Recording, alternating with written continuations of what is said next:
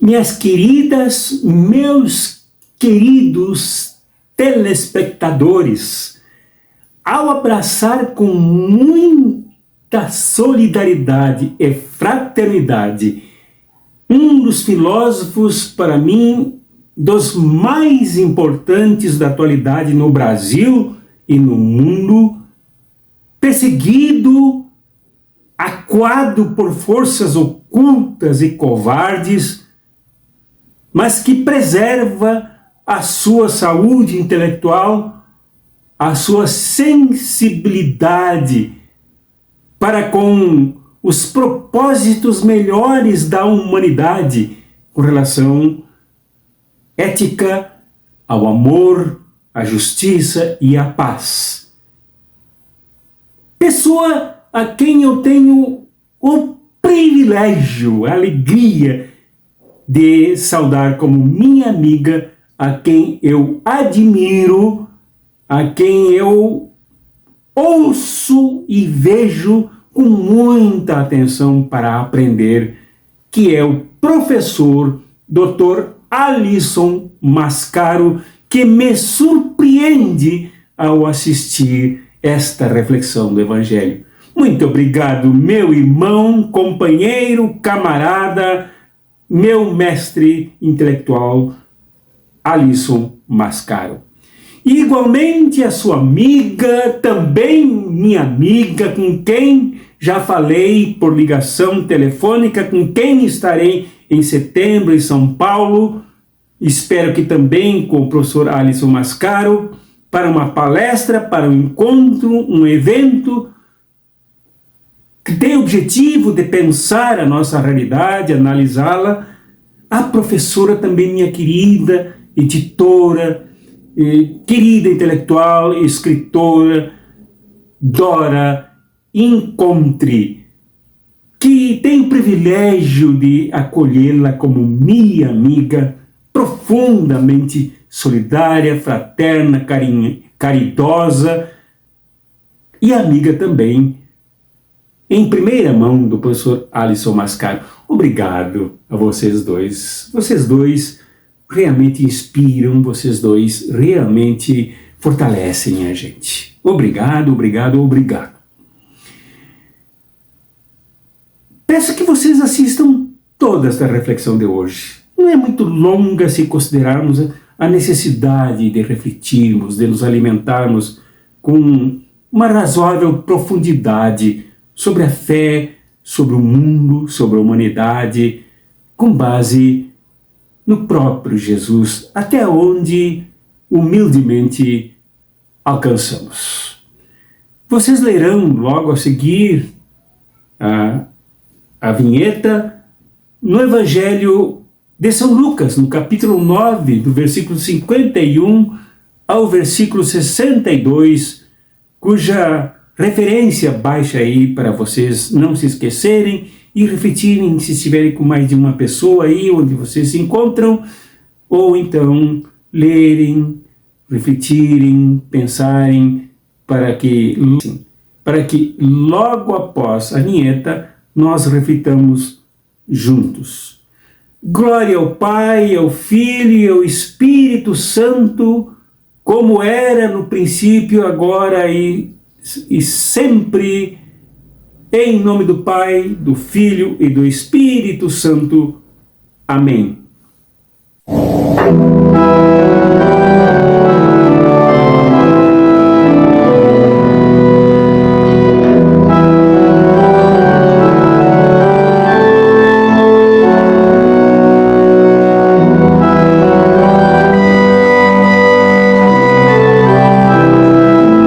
Vocês, minhas amigas, telespectadores, telespectadoras, seres humanos circunstanciados, envoltos em maratonas tão complexas, em situações muitas vezes atropelantes, que ameaçam e que esmagam.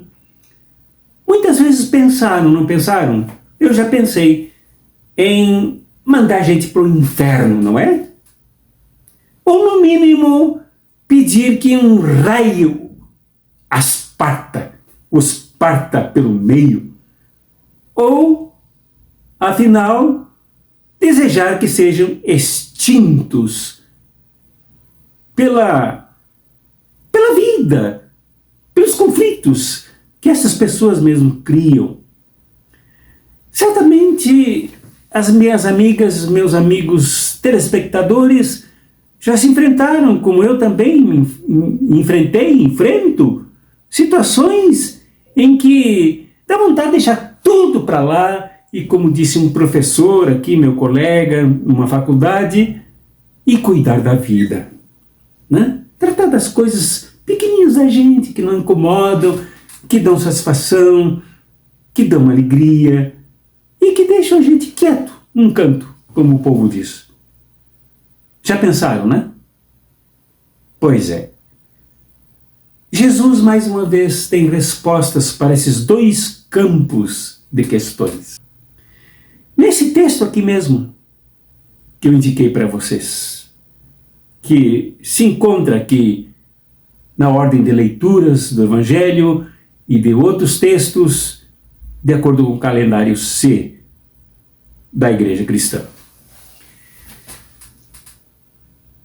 Primeira coisa que precisamos observar aqui, para a nossa orientação, é que esse texto aqui identificado, que vocês leram, trata da viagem de Jesus do interior da Palestina, lá da Galileia, para Jerusalém.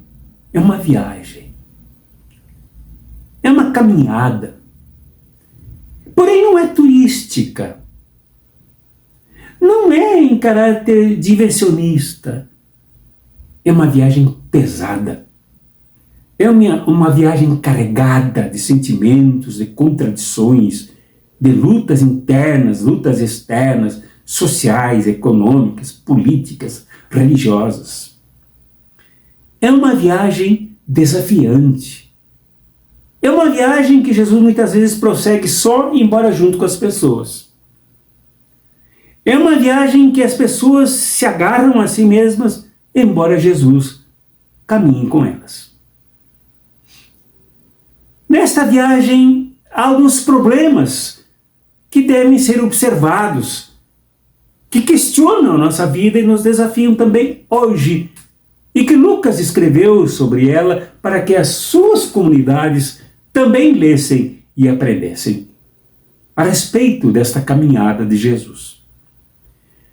Uma das primeiras coisas que eu destaco desta viagem é que, ao passarem por Samaria, e Jesus querendo se hospedar por um tempo, por alguns dias, por algumas horas em Samaria, porque ele tinha uma agenda a prosseguir, ele tinha pressa para chegar durante a comemoração da Páscoa em Jerusalém.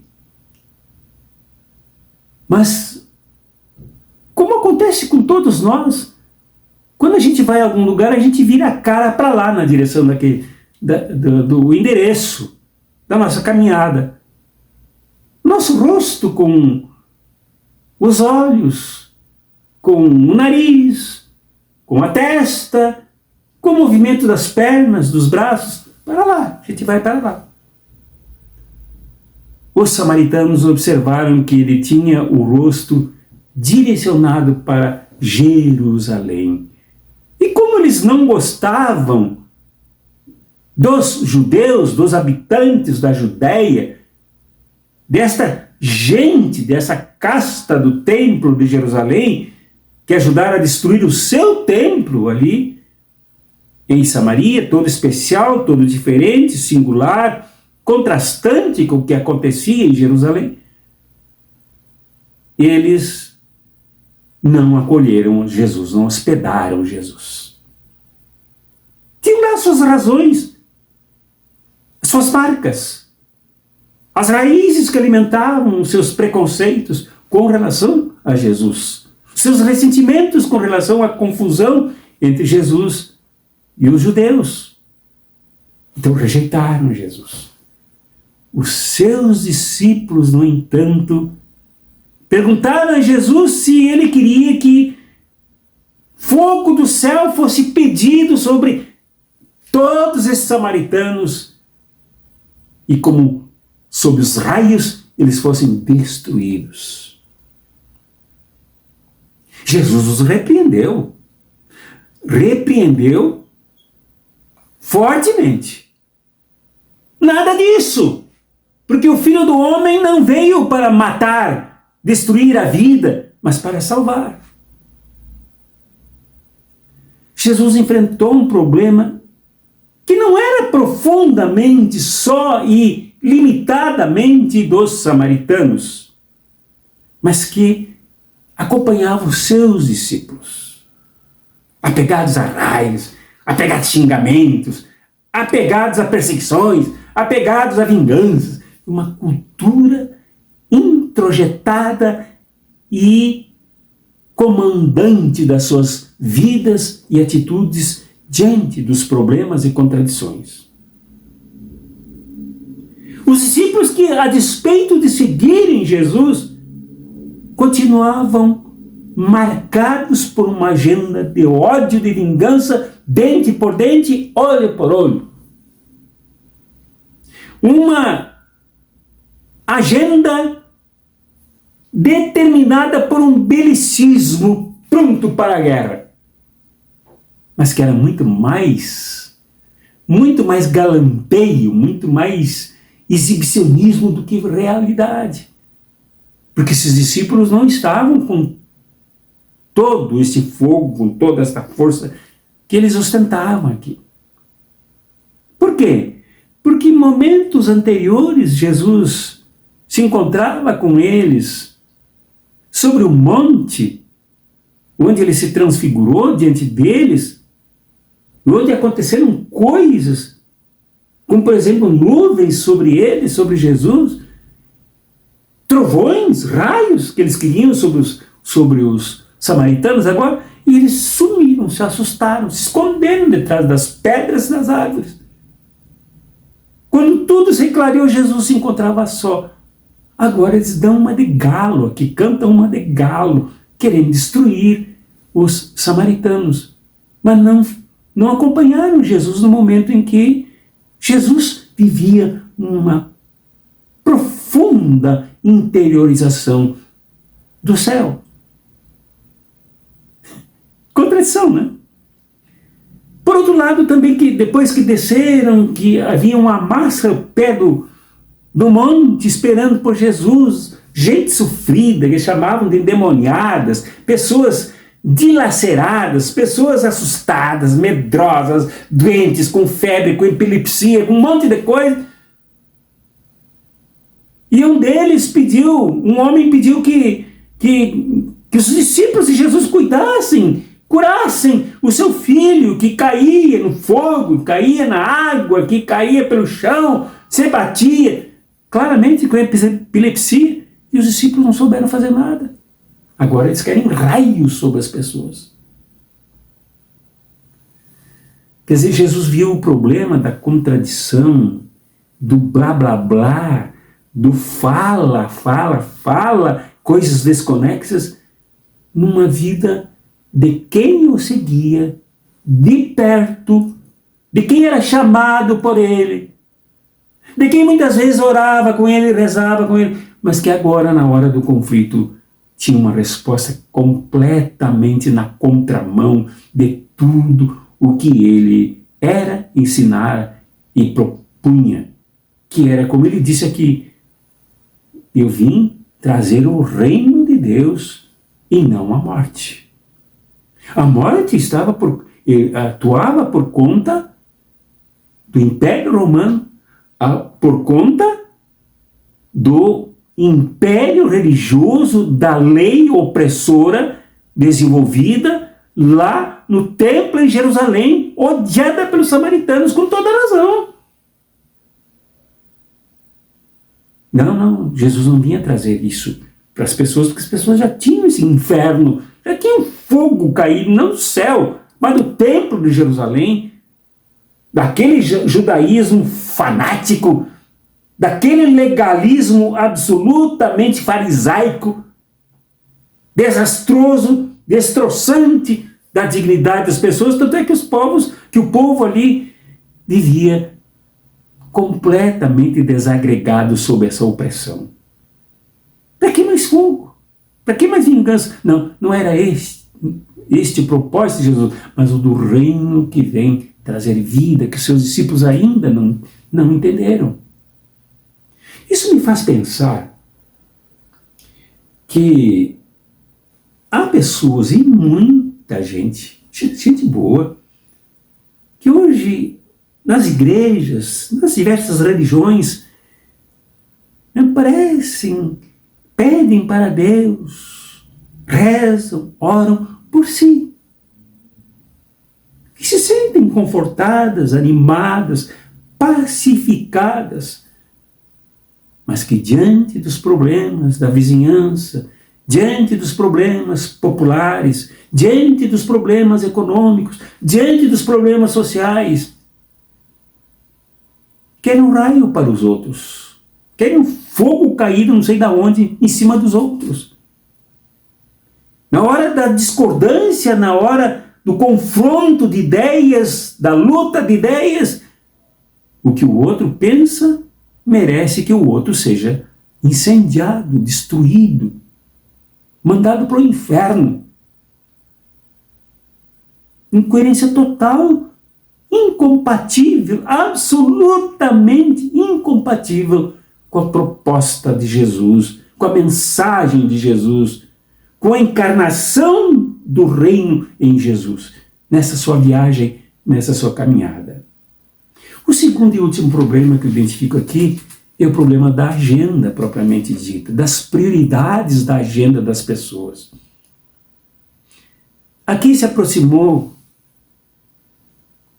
um homem que queria seguir Jesus. Jesus disse, tá, segue-me. Ele disse, não, mas espera aí, primeiro eu vou enterrar meu pai, fazer o velório, né? Não está escrito aqui, me deixa imaginar um pouco. Fazer o velório, né? Curtir lá, chorar um pouco, meu pai, com a minha família e tal. Depois eu venho e te sigo. Jesus disse para ele, deixai os mortos enterrarem seus próprios mortos. Jesus se referia a essa sociedade que mata, a religião que mata, ao Império Romano que mata, a essas atitudes tomadas pelos discípulos que matam. Então, se eles não seguirem, que eles enterrem os seus mortos. Porque a agenda de Jesus não é a agenda da morte. Não é a agenda ditada por esse estado de coisas. Esse estado de coisas que toma conta da consciência e mata a consciência. Que toma conta da racionalidade e emburrece o ser humano. Que toma conta da espiritualidade e coloca ídolos dentro das pessoas. Manipula as pessoas. Este que quer velar mortos faz parte de uma sociedade morta, como diz aquela obra, Sociedade dos Poetas Mortos. Aquele grande filme, estrelado por Robin Williams. Rico filme, que bem poderia dar nome a esta atitude deste homem que quer primeiro atender à morte para depois seguir a vida que representava e que é Jesus e é Jesus. Problema de agenda. Quando a morte ocupa em primeiro lugar, primeiro ponto de cima, como hierarquia de valor, como absoluto de valor, o resto tudo se conduz por ela. Eu não tenho tempo para isso, eu não tenho tempo para aquilo, porque eu tenho que fazer isso, eu tenho que... tudo em torno da morte, do velório, do cabisbaixismo diante de uma sociedade que mata, diante de um sistema que mata, diante de atitudes cadavéricas. Deixa seus os mortos serem enterrados pelos seus próprios mortos. Vem e segue-me. E ainda dentro dessa questão da agenda, houve um outro problema de uma pessoa que diz que queria seguir Jesus.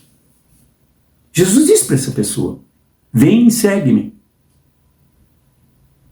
E ele disse: deixa eu me despedir dos meus familiares, dos meus amigos primeiro, depois eu venho te sigo. Ele queria uma agenda assim festiva, turística. Agora eu vou participar de uma viagem com Jesus, eu vou fazer um turismo com Jesus. Talvez eu nem conheça Jerusalém, eu vou aproveitar e conhecer Jerusalém. E já aperto a mão de Pilatos, aperto a mão do sumo sacerdote, já participo de algumas coisas lá da Páscoa. Completamente confuso por uma vida, por uma agenda ocupada por esta irresponsabilidade de falsas amizades, de falsas relações pobres, que, no entanto, determinam a vida dele ao ponto de ele fazer tudo que diz respeito a Jesus, a sua viagem, seu ministério, a sua obra, o seu reino, esperarem por ele, porque ele ia dar tapinha nas costas dos seus familiares e dos seus amigos. Não me lembro onde que li isso, que eu vi isso, mas alguém disse isso. Nesse momento, eu considero isto mais importante do que quem disse pela primeira vez. Que as coisas que tomam primeiro lugar na vida tornam as pessoas do tamanho delas. Se são coisas pequenas que tomam conta de tudo na vida, é porque as pessoas que se deixam determinar por esses agendamentos são pessoas pequenas. São pessoas rasas. Se tornam até perigosas. Se tornam até companhias arriscadas. Porque tentam submeter tudo e a todos aos seus programas, aos seus projetos. Não é o caso, mas tem aquele ditadozinho popular: diz-me com quem andas e diz-te quem és. Quase está para dizer sobre isso. E Jesus se negou a esse projeto. Vem e segue-me, porque o Filho do Homem não tem onde reclinar a cabeça. Até mesmo os pássaros, até mesmo as raposas têm as suas tocas e os seus ninhos, mas o Filho do Homem não tem. Porque isso não é prioridade. A prioridade é a viagem. A prioridade é a caminhada em direção ao confronto em Jerusalém. Aqui caminha o Messias da redenção da humanidade.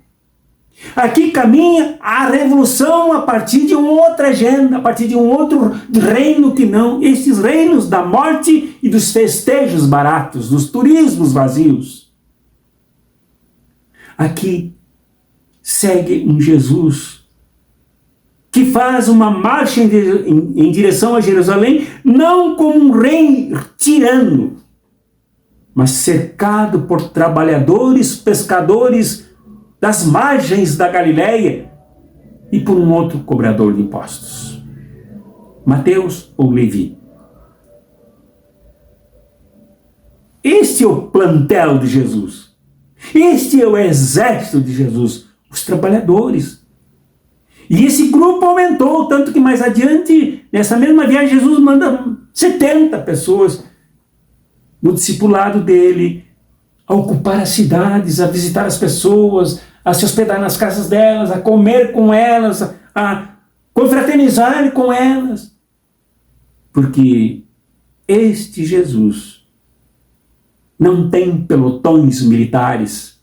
Este Jesus não tem cordéis de tambores abrindo caminhos. Mas este Jesus é aquele que realiza o reino, que recria as relações, refaz as agendas, refaz as prioridades das pessoas, coloca como prioridade a mudança do mundo e a reconstrução do ser humano e suas relações. É esse o Jesus que viaja, é esse o Jesus que caminha, é esse Jesus que sai do interior, mais abandonado e desprezado, tanto pelo judaísmo da Judéia e do Templo de Jerusalém, quanto pelos romanos, que mataram desde sempre muita gente, muitos revolucionários, cujos cadáveres ainda são descobertos hoje e estudados naquela região. Este é o Jesus que muda as nossas agendas. Então, minha cara e meu caro, qual é a tua? É se preocupar com a morte, enterrar mortos, ou te envolveres com a vida que jorra desta viagem de Jesus? Qual é a tua? É te preocupares, te ocupares com esse turismo de uma vida vazia, de festejos, bares que superlotam as calçadas em tempos de calor. E agora, com as chuvas em algumas regiões do país, ambientes de pizzas, de festa, com falação de bobagens e nenhuma preocupação com o nosso povo, com o que passa a classe trabalhadora, com os infortúnios populares, com as desgraças dos pobres. Qual é a tua? Que escolha tu fazes? Deixa-me agora encerrar te dizendo: o número do meu telefone com WhatsApp está aqui embaixo. Coloco aqui, não tem problema, mesmo que exploradores, golpistas e até fascistas tentem me ameaçar. Não, não tem problema, está aqui embaixo. Ligue para mim. Eu tenho coisas para te dizer, para ampliar essa discussão, te chamar para um projeto de mudança de prioridade na tua vida, na nossa vida, nas nossas agendas existenciais, nos nossos projetos, que não são só confortáveis, são transformadores, são revolucionários, são propositivos, são afirmativos. Estou à disposição. Já me ligaram essa semana, algumas pessoas já me ligaram, e algumas até já conversei com elas pessoalmente, inclusive aqui na região onde eu moro. Isso é maravilhoso, isso é muito bom, isso é abençoador. Não me interessa mudar a religião de ninguém, não me interessa saber em que acredita, o que desacredita. Me interessa é essa adesão, me interessa é esse compromisso, esta mudança de prioridades na vida. Chega de banalidades. As banalidades colaboram com a destruição da espécie humana, destruição do planeta, destruição do mundo, com aqueles que adoram fazer guerras, jogar bombas, como vem fazendo contra os irmãos e as irmãs palestinas, terra de Jesus e dos seus primeiros discípulos, suas primeiras discípulas. Deus, pois, derrame sobre ti não o raio do céu. Deus, pois, derrame sobre ti, em ti, na tua existência, não a morte, tomada nas mãos dessa sociedade que mata. Que Deus derrame sobre ti a orientação da vida, derrame sobre ti este ímpeto transformador da viagem de Jesus. Amém. Em nome do Pai, do Filho e do Espírito Santo. Amém.